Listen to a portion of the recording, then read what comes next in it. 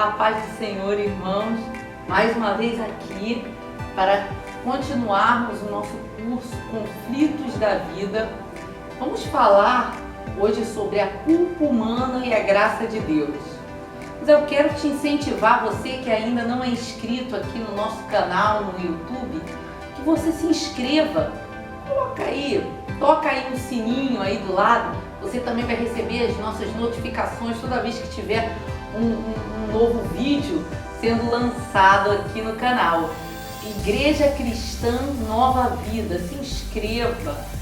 No playlist você também vai poder encontrar outros cursos que você vai poder fazer aqui junto conosco e aprender cada vez mais da Palavra de Deus. Mas então, vamos começar?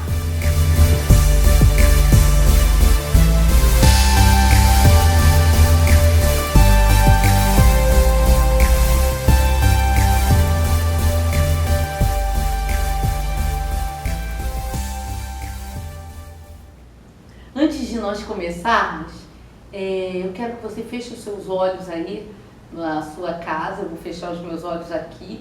Nós vamos orar pedindo a Deus para que Ele nos abençoe, né? Nos dê a sua direção, toque os nossos corações através da sua palavra. Feche os seus olhos aí. Senhor Jesus, nós te agradecemos, Senhor, pela tua presença aqui, Senhor, o Deus amado. Te peço, Espírito Santo de Deus, que Tu nos direcione, Senhor, agora na Sua palavra, Senhor, o Deus amado, na pregação, Senhor, o Deus amado da Tua palavra, ou no ensino das Escrituras Sagradas desta aula, Pai, em nome de Jesus. Fale aos corações, Senhor, que estão ouvindo nesse momento essa palavra, Senhor, que Tu possas tocar e suprir a necessidade de cada um. É o que eu te peço, em nome de Jesus. Amém. Irmãos, hoje nós vamos falar sobre a culpa humana e a graça de Deus. A culpa de Zemiele Vasconcelos, a culpa é uma resposta pessoal emitida em função de uma falta própria ou de outrem. Então pode ser uma falta sua ou de outra pessoa, você se sente culpado. A culpa, ela é responsável por grande parte do sofrimento humano. Então, quando você for conversar com alguém, e principalmente pessoas que deprimidas, nós falamos sobre depressão na aula passada, falamos sobre culpa, né, também, você vai perceber que a culpa, ela é responsável por grande parte do sofrimento dessas pessoas, né? Pessoas solitárias, angustiadas, membros de famílias violentas. Existe muita culpa relacionada a tudo isso.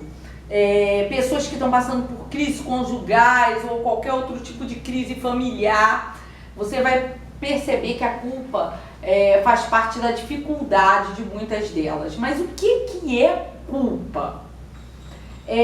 A culpa, ela pode ser agrupada em duas categorias: a culpa objetiva e a culpa subjetiva. Ih, irmã Fátima, que deve ser isso? Culpa objetiva, culpa subjetiva, né?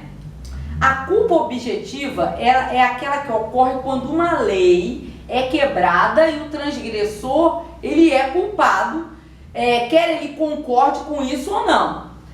Dentro essa culpa objetiva, nós temos a culpa legal. Então é quando alguém viola alguma lei da sociedade, né?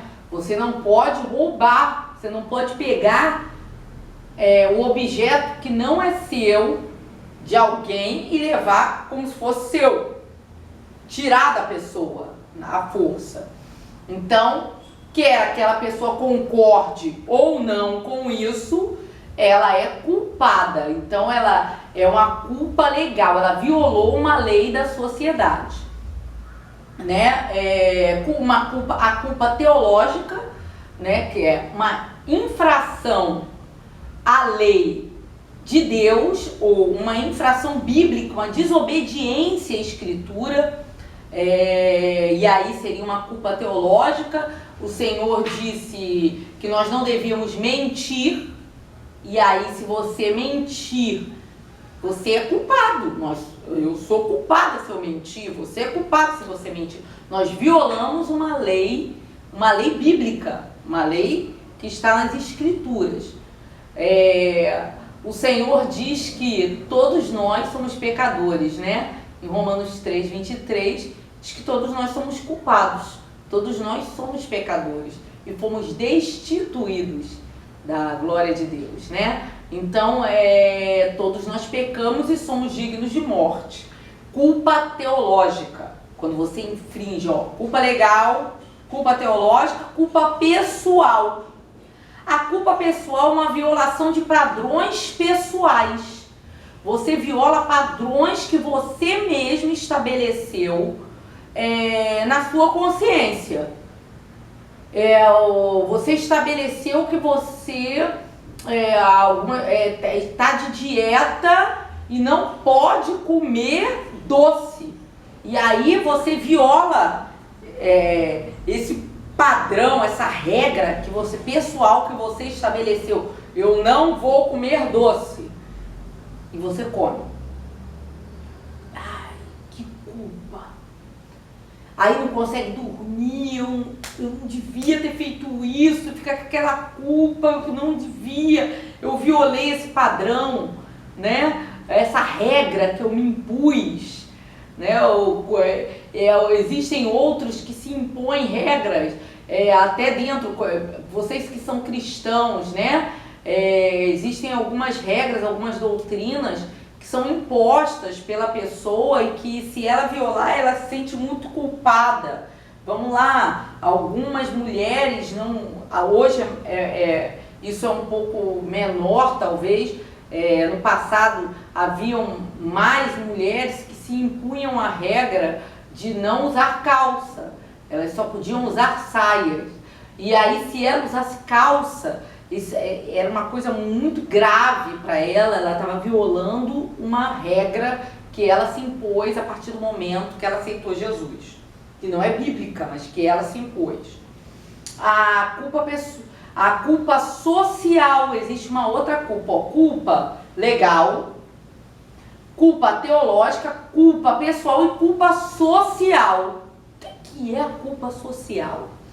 É a quebra de uma regra que não está escrita, mas é socialmente aceita como válida. Então, é uma regra que ela não está escrita, mas no âmbito social, ela é aceita como válida, essa regra. Vamos lá. Algo que a sociedade impõe como válido. Você não pode hoje em dia, mas isso já é lei legal, né? Eu agora não lembro de nenhum exemplo, irmão, eu devia ter escrito, né? Mas no meio da aula a gente vai lembrando, né? Então são fatos que não existe uma lei que fale sobre aquilo, mas que socialmente é uma regra, ok? A culpa subjetiva, nós falamos agora sobre culpa objetiva, sobre que foi dividida aí em várias faces, né? Agora, a culpa subjetiva, ela não tem muito a ver com a atitude, com a ação. Ela tem mais a ver, a culpa subjetiva, com o sentimento, com o que você sente quando você viola alguma regra, seja ela legal, teológica, social, pessoal, com um sentimento.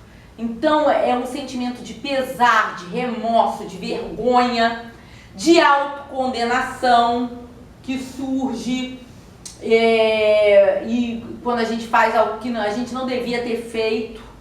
E aí essa culpa terrível é uma culpa subjetiva. Judas sentiu essa culpa, Judas Iscariotes, quando traiu Jesus. Abra aí em Mateus 27, versículo 3 ao versículo 5. Mateus 27.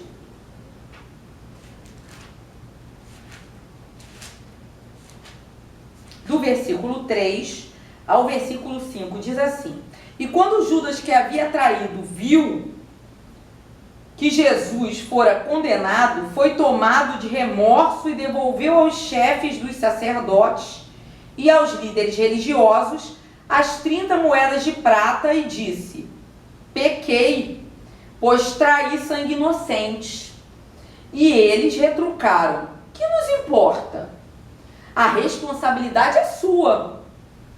Então Judas jogou o dinheiro dentro do templo e, saindo, foi e enforcou-se. Então Judas sentiu essa culpa, essa vergonha, essa condenação, esse pesar.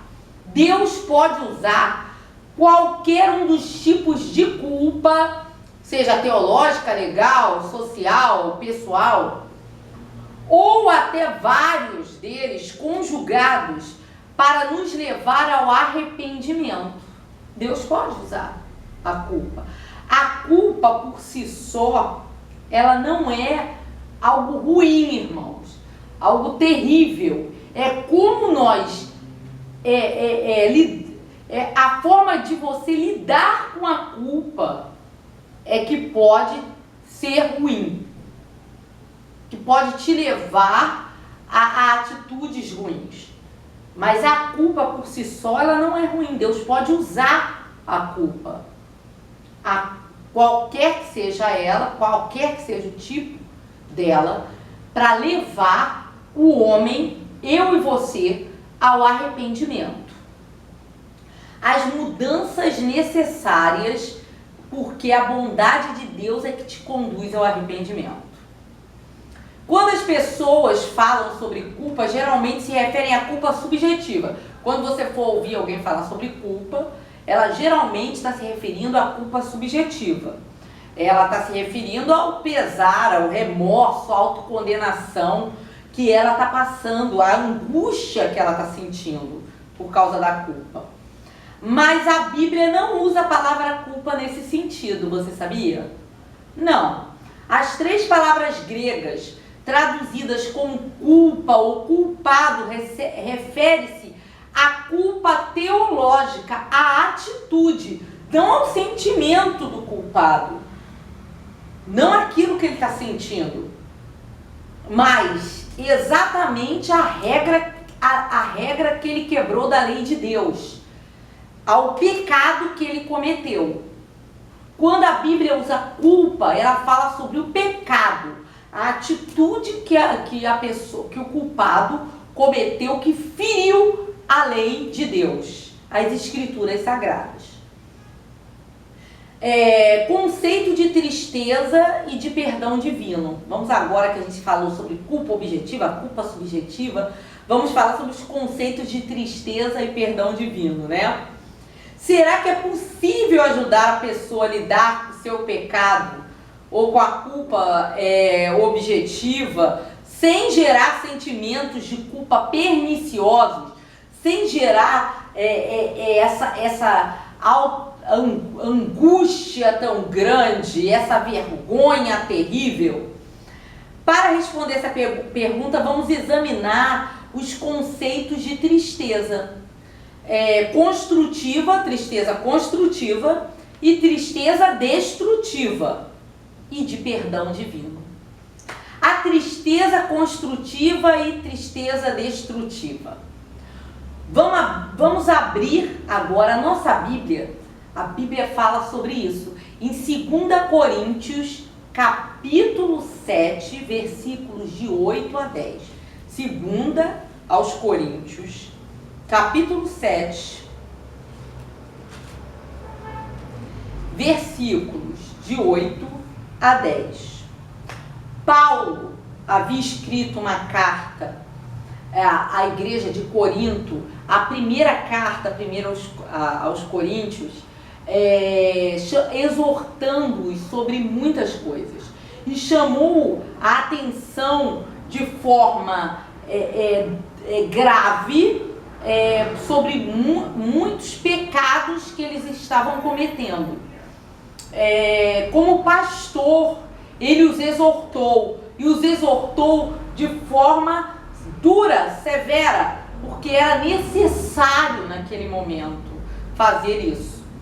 Nessa segunda carta, ele envia antes, ele não estava lá, ele não foi à igreja de Corinto, e envia Tito, um colaborador seu, um discípulo seu, para que fosse à igreja de Corinto e pudesse ver como é que, depois daquela carta, como eles estavam passando, o que eles haviam feito, se eles haviam atendido aos apelos e à exortação do apóstolo Paulo. Tito foi, e ao voltar, trouxe notícias sobre a igreja de Corinto.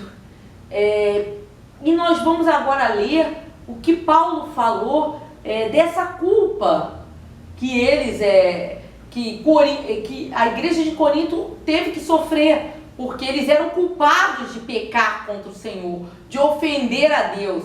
Eram culpados de vários pecados que o apóstolo enumerou em sua primeira carta. Como eles reagiram a essa exortação? Vamos ler agora? Eu sei que eu falei do versículo de 8 até 10, do capítulo 7 de 2 Coríntios, mas eu gostaria de ler a partir do 5. Vamos ler a partir do 5? Diz assim: pois quando chegamos à Macedônia, o apóstolo Paulo falando, ele e seus discípulos, não tivemos nenhum descanso, mas fomos atribulados de toda forma, conflitos externos, temores internos. Deus, porém, que consola os abatidos, consolou-nos com a chegada de Tito. Então, Tito havia ido a Corinto e chegou a Macedônia com notícias sobre a igreja de Corinto.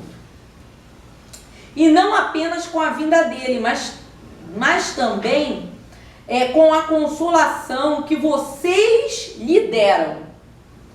Ele nos falou da saudade, da tristeza e da preocupação de vocês por mim, de modo que a minha alegria se tornou ainda maior.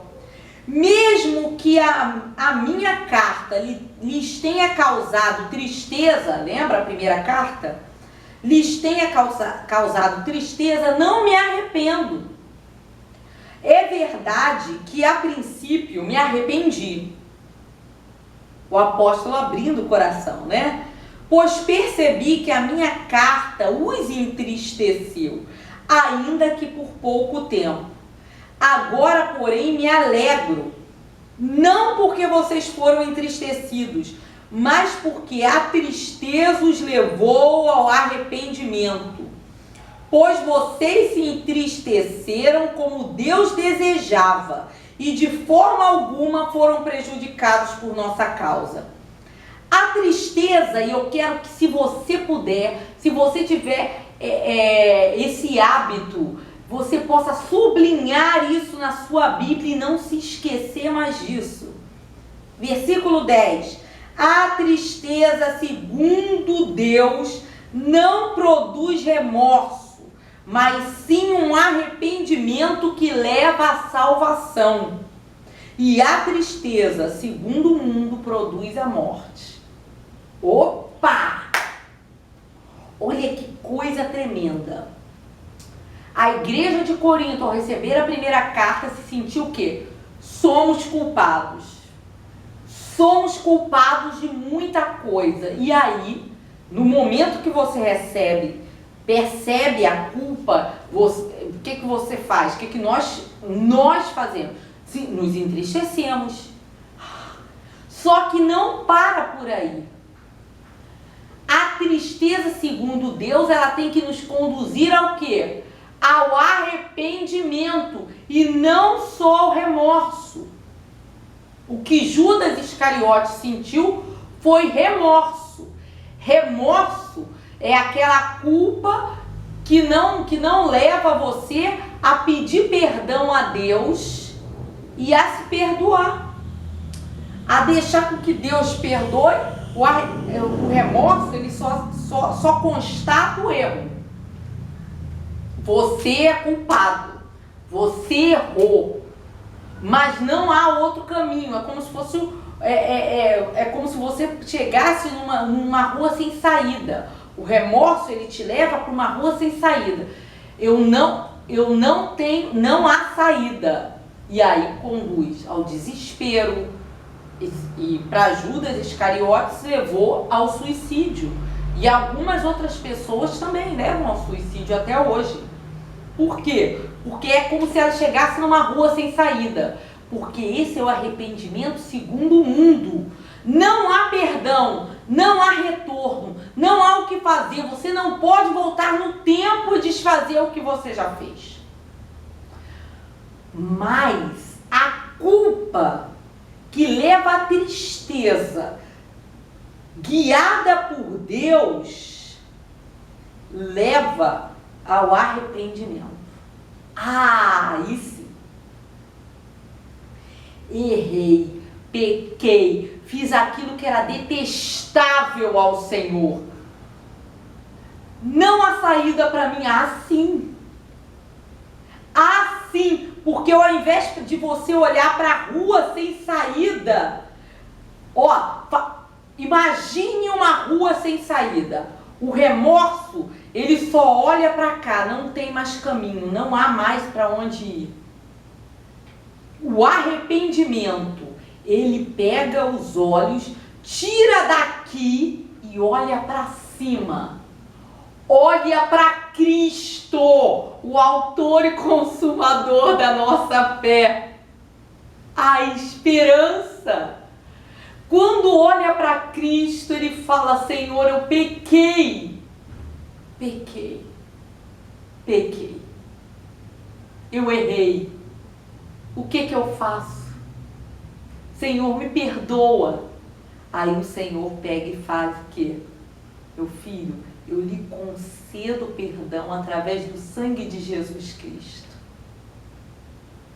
Arrependimento. Senhor, me ajuda, eu não quero mais fazer isso. Mudança de rumo. Olha a rua sem saída. Eu não posso, Senhor, pega e fala assim: dá a volta, volta desse caminho, eu vou te conduzir agora, volta. Ele olha para cima e o Senhor o conduz a voltar o caminho. Arrependimento, mudança de rumo, e muda a sua vida, muda a minha vida. Então a culpa, vamos lá voltar para a culpa. A culpa que leva à tristeza profunda, ela pode ser uma tristeza construtiva. Diga aí, tristeza construtiva. Isso. A tristeza construtiva, ela leva ao arrependimento. A tristeza destrutiva, ela leva à morte. A separação de Deus, a pessoa se destruir pela culpa. Ok? Perdão divino. Este é um dos principais temas da Bíblia, né? Tema central. O homem pecou, foi destituído da graça de Deus. Glória a Deus por Cristo Jesus. Jesus veio, morreu na cruz, para que eu e você pudéssemos ter perdão de pecados. Perdão de pecados.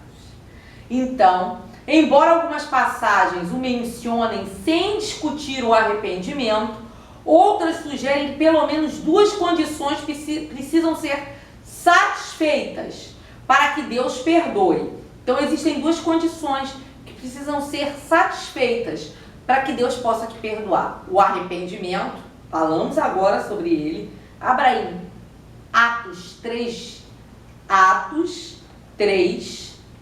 de 19 a 20. Atos dos Apóstolos, capítulo 3, de 19 a 20, diz assim: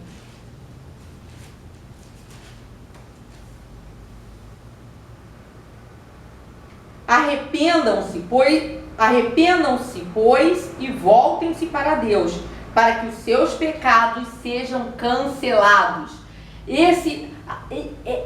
Essa pregação, arrependam-se, foi a pregação de todos os profetas do Antigo Testamento. Arrependam-se, arrependam-se. Foi a pregação de todos, de João Batista, o último dos profetas do Antigo Testamento. Arrependam-se, arrependam-se.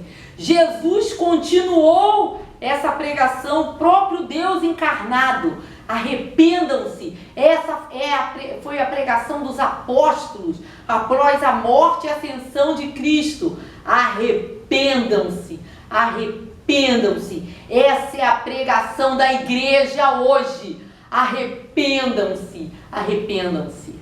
Essa é a minha pregação para você que está ouvindo essa aula. Arrependa-se. Se você não conhece Jesus, arrependa-se dos seus pecados.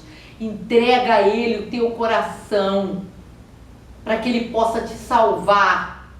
Ele é poderoso para te perdoar. Não há culpa que Ele não possa lavar e perdoar. Ele morreu na cruz pelos seus pecados e pode te perdoar. Ele tem poder porque Ele é Deus. Então arrependa-se dos seus pecados. E a disposição do pecador para perdoar. O pecador, ele tem que estar disposto a perdoar. E aí ele tem que estar disposto a perdoar o outro, aqueles que fazem algo contra ele, aquele que atentou contra você, que te feriu, que te machucou. É uma condição. Você foi perdoado, se arrependeu, foi perdoado de todas as suas culpas pelo Deus Santo. Agora você tem que imitá-lo e ser um perdoador. O Senhor te chama para ser um perdoador, para andar nos passos de Cristo. Então você precisa perdoar e se perdoar. Ué, irmã, é isso mesmo que eu estou ouvindo? Se perdoar, é isso sim. Existem pessoas que não se perdoam, elas têm dificuldade de se perdoar, de perdoar os seus próprios pecados. E aí se punem, se culpam, se iram, se angustiam, porque não se perdoam. O Senhor te chama a se perdoar. Você precisa perdoar a você. Se você se arrependeu e confessou o seu pecado ao Senhor, se arrependeu de coração, o Senhor, Ele te perdoou e você também deve se perdoar. Abra aí Mateus capítulo 6, versículos de 14 e 15. Mateus 6, versículo 14 e 15. Diz assim: pois se perdoarem as ofensas uns dos outros, o Pai Celestial também lhes perdoará. Mas se não perdoarem uns aos outros, o Pai Celestial não lhes perdoará as ofensas.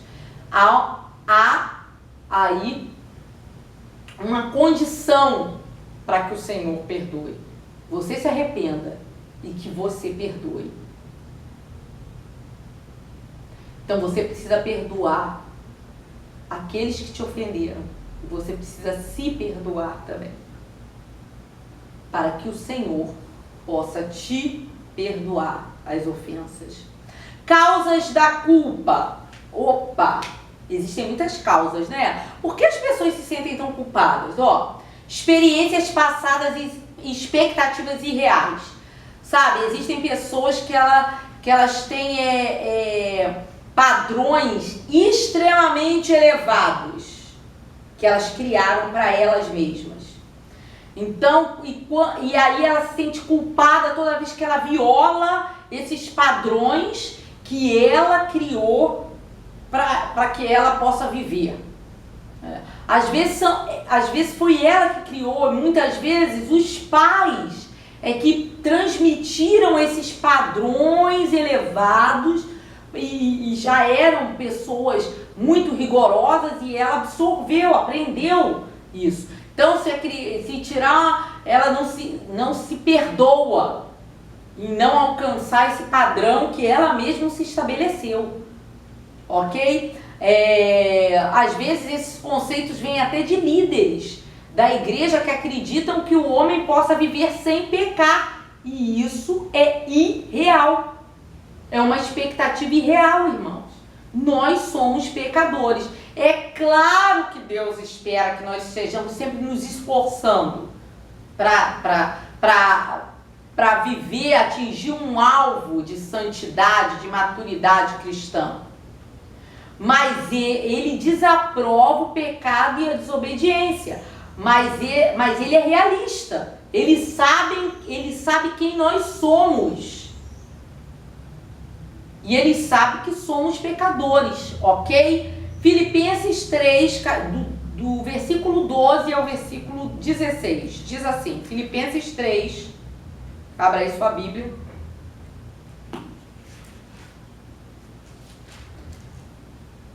Do versículo 12 ao 16, diz assim, ó, o apóstolo Paulo: não que eu já tenha obtido tudo isso, ou tenha sido aperfeiçoado, mas prossigo para alcançá-lo, pois para isso também fui alcançado por Cristo Jesus.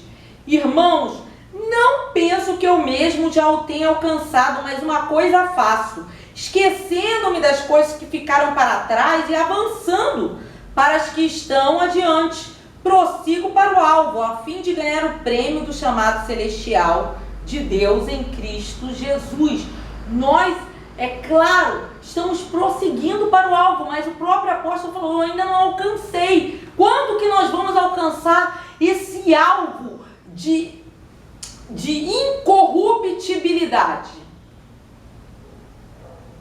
Só quando Jesus voltar, quando nós recebermos um corpo incorruptível. Aqui nessa terra nós não vamos alcançar. E aí você deve estar falando assim: então, irmã Fátima, eu vou viver pecando. Não é isso que eu estou te dizendo. Nós vamos continuar nos esforçando, como o apóstolo falou aqui, para atingir o alvo. E todos os dias, eu quero te dizer, quando você está se esforçando, conhecendo a Deus, obedecendo a sua palavra, se esforçando para praticar a palavra de Deus, você pode olhar para trás e pode dizer: hoje eu sou melhor do que eu fui ontem. Eu já estou melhor do que ontem. E assim nós vamos amadurecendo. Mas a maturidade completa nós só vamos alcançar incorruptibilidade. Nós só vamos alcançar na volta de Cristo. Ok, irmãos? Inferioridade e pressão social. Vivemos num mundo que jaz no maligno, irmãos. E sofremos críticas e por vezes acabamos envolvidos inadvertidamente nesse tipo de pecado. Então a sociedade faz muita pressão para que você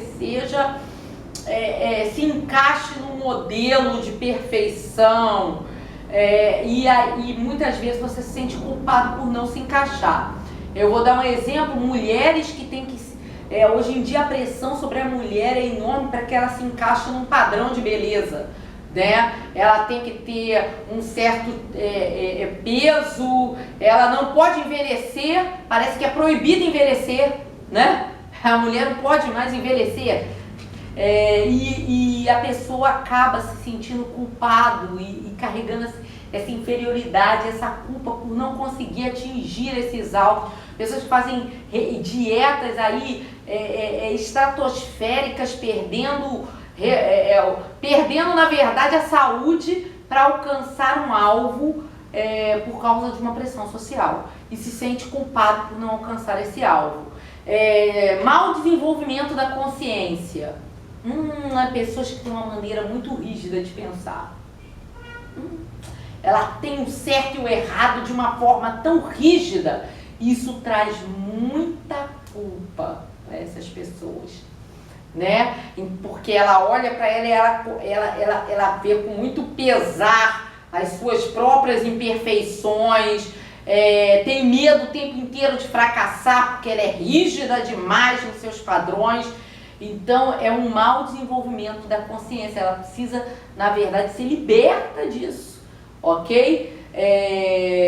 Sendo assim, embora estejam na nova aliança, em que as leis foram escritas no coração, vivem como se estivessem na antiga aliança, em que as leis foram escritas em pedras.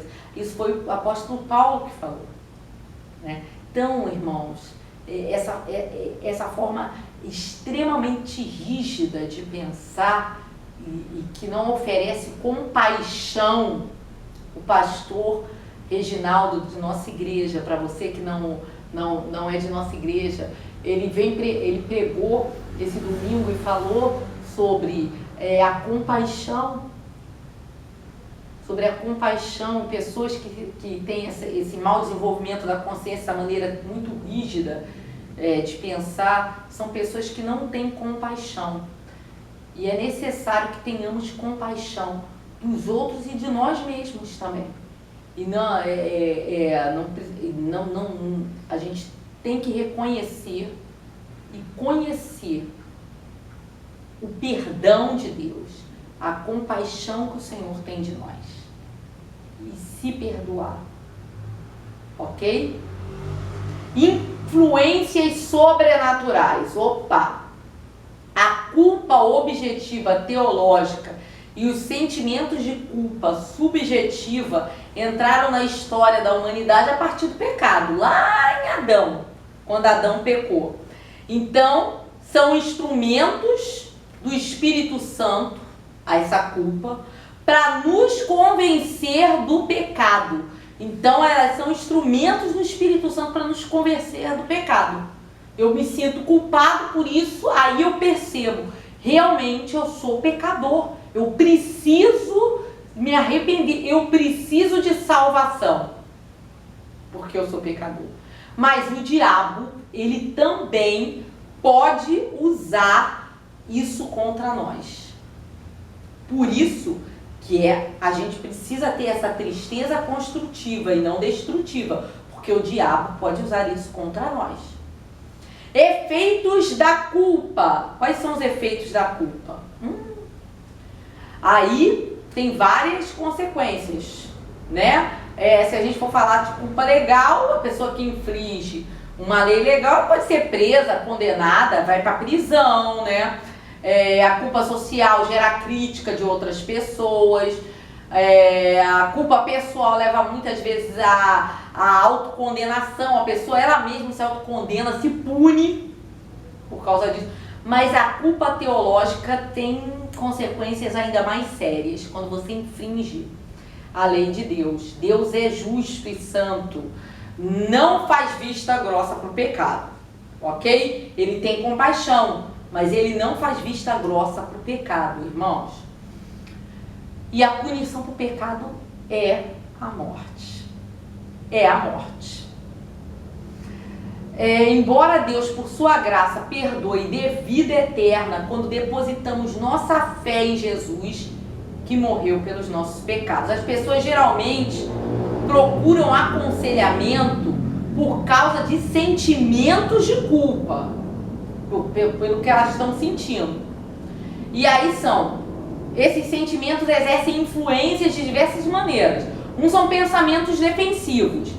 Essas pessoas, elas vão colocar, essas pessoas que se sentem culpadas e têm pensamentos defensivos, um dos efeitos da culpa nela é colocar a culpa no outro, né? Mas eu fiz isso porque fulano fez isso comigo, porque cicrano não me ajudou, porque o pastor não cuidou direito de mim, porque a irmã de oração não orou por mim como deveria ter orado, porque minha mãe me maltratou quando eu era criança. E aí ela tem a mania de pegar a sua culpa e acusar e colocar ela sobre o outro, outra pessoa. São pensamentos defensivos e ela dá desculpa, ela fica dando várias desculpas para justificar as suas atitudes. Mas agindo assim, nós corremos o risco de repetir esse mecanismo assim indefinidamente,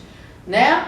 E aí você vai repetindo isso por toda a vida, e isso não pode acontecer. Reações de autocondenação é outro efeito da culpa, ok? Sentimentos de culpa quase sempre geram ansiedade, sentimentos de inferioridade. E aí a pessoa ela começa a ficar com baixa autoestima, ela é pessimista, ela fica insegura, ela se sente inadequada. Em alguns casos ocorre mesmo a autopunição e até mesmo propensão a acidentes. Ela começa a se punir, ela tenta se punir, porque ela se condenou, então ela mesma ela foi juiz dela mesma, né? Ela pegou, falou assim, eu sou culpada, então eu sou réu, eu sou culpada e o meu castigo tem que ser esse. Ela mesma vai lá e insere qual o castigo que ela vai sofrer pelo que ela fez. Você deve conhecer pessoas assim, talvez você seja uma dessas pessoas, né? É um outro efeito da culpa. Outros são reações físicas, sintomas físicos. O corpo começa a enfraquecer e entrar em colapso, porque ela tem uma reação psicológica à culpa. O nome dessa reação é a somatização, ela adoece, a pessoa começa a adoecer. Isso pode até se tornar uma patologia mesmo, né? Ela pode ter doenças físicas, doenças psicológicas, mas também doenças físicas, em reação a tanta culpa. Davi passou por isso. Abra aí em Salmos 32, versículos de 3 e 4. Salmo 32, versículo 3 e 4. Olha o que o rei Davi fala aqui. Ele diz assim, enquanto eu mantinha escondidos os meus pecados, quer dizer que ele pegou a sua culpa, ele ficava quietinho e não falava, o meu corpo definhava de tanto gemer, pois dia e noite a tua mão pesava sobre mim. Minhas forças foram se esgotando como em tempo de seca. Ele começou a se sentir o quê? Enfraquecido. O corpo dele começou a entrar em colapso. Ele definhava, ele começou a emagrecer e a definhar. Somatização. Reação física à culpa. Dor moral é um outro efeito da culpa. A compreensão de ter cometido atos com consequências reais e terríveis, mesmo que investidos de autoridade do Estado. Isso acontece muito com, por exemplo, soldados que vão à guerra, soldados americanos, não só com soldados americanos, mas eu estou dando um exemplo, né? Veteranos de guerra americanos, que foram à guerra, que mataram pessoas que eles não sabiam, que eles estavam matando, mas não sabiam nem porquê, aquela pessoa não tinha feito nada com eles, era por causa da guerra, e é claro que eles tinham autorização do Estado para matar, mas essa dor moral é terrível, né? O apóstolo Paulo também sofreu com isso, porque o apóstolo Paulo, antes de ser cristão, ele arrastou pessoas, ele concordou com a morte de discípulos de Cristo. E ele fala sobre isso, abra aí em Atos 22, 19, 20. E ele tinha autoridade para fazer isso, ele tinha, na verdade, a lei, né, ao lado dele para matar, para levar para a prisão, para punir, para chicotear essas pessoas. Mas ele teve essa culpa e ele teve que tratar essa culpa no processo de conversão dele. Olha, Atos 22, 19 e 20 diz assim, eu respondi, Senhor, estes homens sabem que eu ia de uma sinagoga a outra a fim de prender e açoitar os que creem em ti. E quando foi derramado o sangue de tua testemunha Estevão, eu estava lá, dando minha aprovação e cuidando das roupas dos que o matavam.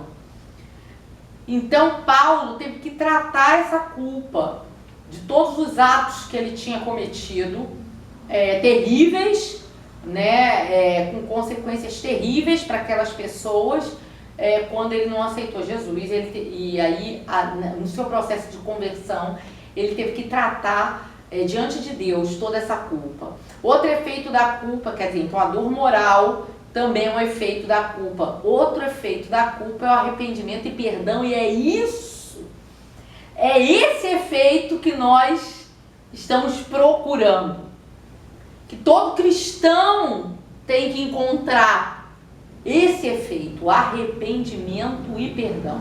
Graças a Deus, muitos de nós aprendemos a aceitar o fato de que somos pecadores, a confessar nossos pecados a Deus e a outras pessoas e a outros, deixá-los e descansar, na certeza de que, se confessarmos os nossos pecados, Ele é fiel e justo para perdoar os nossos pecados e nos purificar de toda injustiça. 1 João 1,9. Então, nós temos que chegar aqui, irmãos, no arrependimento e perdão. Todos esses outros efeitos, eles têm que ser lançados fora, e é aqui que o cristão tem que se colocar. É esse o efeito. Essa é a tristeza construtiva. Tratamento adequado para a culpa. É bom lembrar que o que Deus espera de nós não é a perfeição.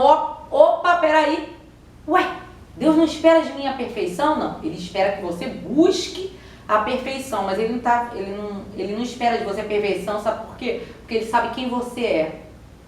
Ele sabe que você é um pecador. Ele te conhece melhor do que você mesmo. Salmo 103, versículo 14 diz assim: pois ele sabe de que somos formados. Lembra-se de que somos pó. O Senhor sabe exatamente quem somos. Mas sim, olha o que ele espera: uma tentativa sincera de fazer sua vontade, conforme a entendemos, e da melhor maneira possível. É isso que ele espera de cada um de nós, queridos.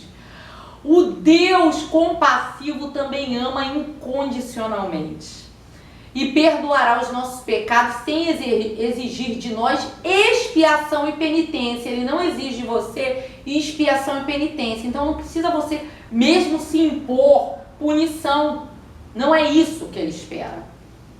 Isto não é mais necessário, sabe por quê? Porque Cristo morreu uma única vez pelos pecados, o justo pelos injustos, para conduzir-vos a Deus. 1 Pedro 3,18. Então, o que foi explanado aqui, irmãos, o que nós estamos explanando aqui sobre culpa e graça, esse perdão gracioso de Deus, é teologia básica.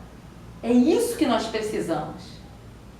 É disso que nós precisamos para poder nos chegarmos a Deus, não sermos destruídos pela culpa, não deixar o diabo usar a culpa contra nós, ok?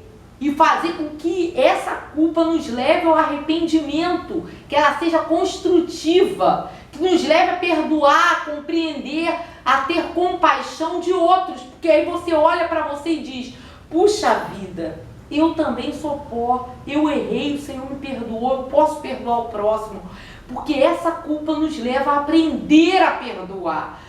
A tristeza construtiva nos leva a aprender quem somos, como Deus agiu conosco, e nós vamos agir assim com o próximo. Repetir essa atitude de compaixão com o outro. Compreender e aceitar os culpados. Olha o tratamento adequado para a culpa. Você precisa compreender e aceitar os culpados, ok? Pessoas que têm sentimentos de culpa frequentemente se condenam. E elas esperam ser condenadas pelos outros, porque ela se condenou, então o outro também vai me condenar. Vai me condenar. Nossa tarefa não é condenar. Deixa eu te contar uma coisa. Deus não te chamou para ser juiz. Esse não é o teu chamado. Ele é o juiz. Ele é o juiz. Você foi chamado para ser um perdoador. Quando você se coloca no lugar de juiz do outro, você está tomando o lugar de Deus. Opa! Que coisa séria! Já pensou nisso? Que coisa séria!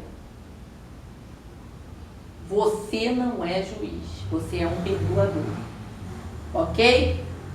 Em vez disso, devemos nos aproximar dos outros com amor e vontade de ajudar. E como nosso Deus, aceitar o pecador apesar de não aceitarmos o seu pecado. Nós não aceitamos o pecado que ele cometeu, mas nós o aceitamos. Aceitamos o pecador e oferecemos a ele o caminho para o arrependimento, que é Jesus. É a confissão dos pecados. Ajudar os pais a transmitir bons valores. A prevenção dos sentimentos de culpa perniciosos começa pelos pais. Aí você que é pai, você que é mãe, você precisa inspirar seus filhos, ok? Inspirar seus filhos, mostrar a eles o caminho, o arrependimento e o perdão. O caminho para o perdão. Então, pais, ensinem os seus filhos. Pai, eu fiz isso, eu fiz errado. Então agora se arrependa, peça perdão e o Senhor vai te perdoar. Não mostre para os seus filhos apenas as falhas que eles cometem, mas também inclua amor, incentivo e perdão. E perdoe seus filhos. Perdoe, para que eles possam ser inspirados a fazer o mesmo. Ajuda pessoas a encontrar bons valores, irmãos. Grupos religiosos autoritários podem tentar, provavelmente em vão, impor convicções antigas, éticas que funcionaram no passado, coisas que intensificam a culpa das pessoas. O nosso papel como cristãos é ajudar essas pessoas a encontrar os bons valores estudando a palavra, estudando a Bíblia, o que parece mais construtivo. É que essas pessoas possam expressar essa confusão, essa culpa, muitas vezes essa confusão que elas estão pensando. Eu não entendo isso direito, e você tem que dar liberdade para que elas possam fazer isso e procurar ajuda nos conselheiros cristãos que podem mostrar através da Bíblia, através da palavra de Deus, os valores éticos provenientes das Escrituras e coerentes com os ensinamentos cristãos, ok? E por último, ajudar os membros da igreja a compreender os valores. Os membros da igreja devem receber ajuda para entender os elevados padrões de Deus. Então, todos os membros da igreja, eles devem receber ajuda para compreender esses valores e entender que Deus compreende nossa fraqueza. Então, como é que isso se dá na comunidade cristã? Quando você perdoa, quando você ajuda, quando você tem compaixão, inspira outros a fazerem o mesmo. Quando você se arrepende e fala assim: olha como é que deu errado, eu me sinto culpado porque eu fiz isso contra a vontade de Deus e deu tão errado, eu me arrependo disso, mas eu sei que o Senhor me perdoou, não faça assim também. E é sincero, a Bíblia, ela tem razão, ela fala isso. E quando alguém fizer algo contra você e você: não, meu irmão, eu lhe perdoo. E aí, quando você perdoa, você inspira outros a fazer o mesmo. Ajudar os membros da igreja a compreender esses valores, viver a palavra de Deus. Conclusão, irmãos. Então, nem todos os sentimentos de culpa são ruins. Algumas vezes eles nos levam a confessar o pecado e a agir de modo mais construtivo, ok? Nenhum de nós vai alcançar a perfeição nesta ou noutra área aqui na terra. Apesar disso, somos aceitos por Deus. Recebemos perdão incondicional quando confessamos os nossos pecados. E temos garantia de que um dia alcançaremos os padrões divinos por causa do que Cristo fez e está fazendo em nosso favor. Que Jesus te abençoe.